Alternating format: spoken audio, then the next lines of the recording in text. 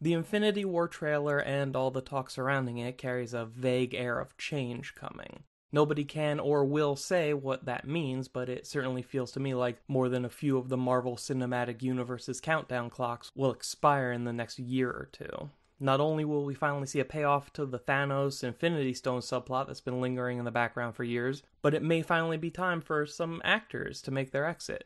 And I want to be clear, I like all of them. I think the original group of Avengers all play their parts well. Yeah, there was a sliding scale, but I always enjoyed having them around. That's the real strength of the Marvel movies. Even when everything else is bad, they can get by on a really fun and likable cast. It's probably why they've spent so much time hammering it into our heads that this actor is this character. Look at the posters for Iron Man 3. Robert Downey Jr.'s face is as much of a selling point as the name Iron Man. Robert Downey Jr. is Iron Man. He is Tony Stark. That's how Marvel's always wanted us to think about it. And that's why I hope that when it's time for Robert Downey Jr. to leave, he takes Iron Man with him. By the time we're done with Infinity War, Robert Downey Jr. will have played Tony Stark in 10 or so movies.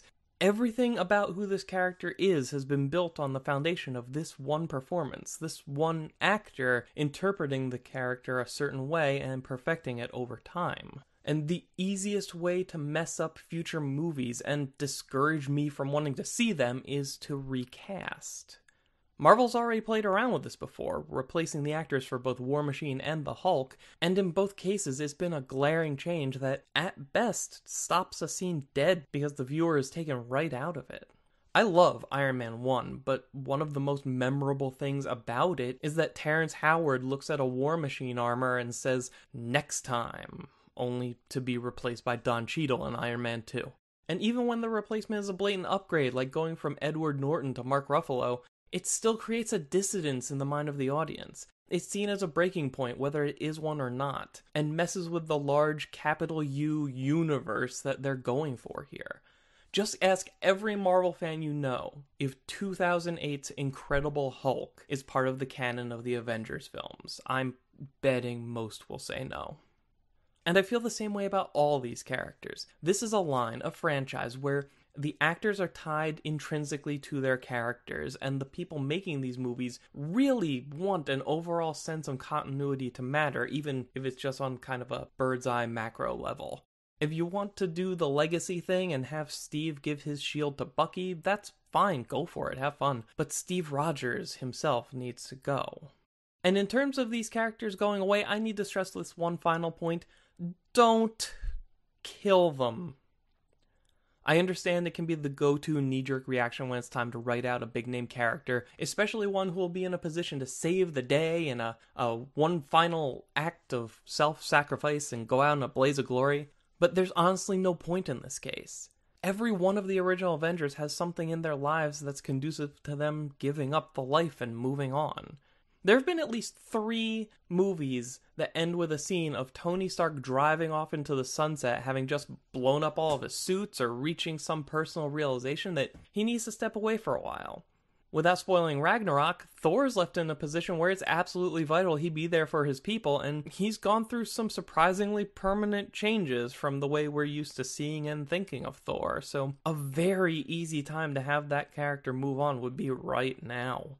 Age of Ultron showed us that Hawkeye has a loving family and an awesome farmhouse. They're the best part of his life, and he's done his duty. I don't think anyone would begrudge him for retiring to the paradise that he already has waiting for him.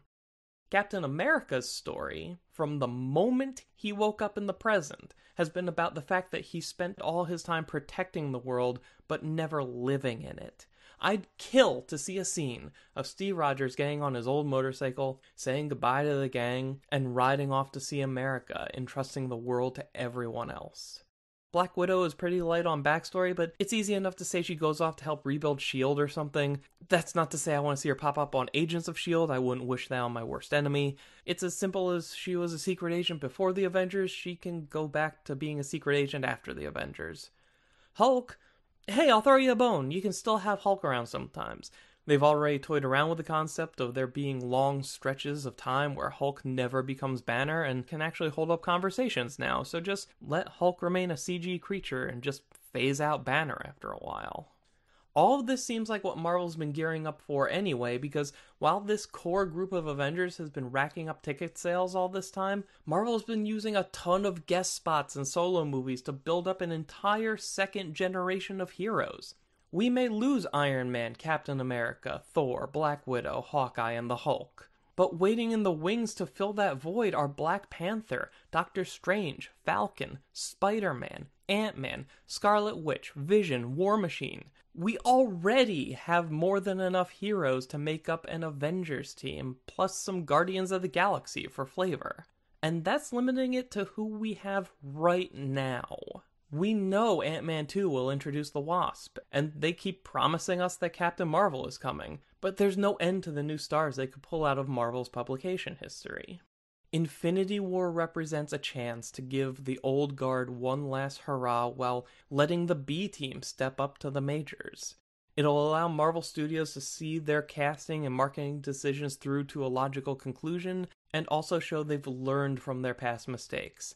And they can do it all by giving us a clean break that doesn't needlessly kill off anybody or violate the macro-level universe continuity that makes them so much money or diminish our personal investments in what they've built.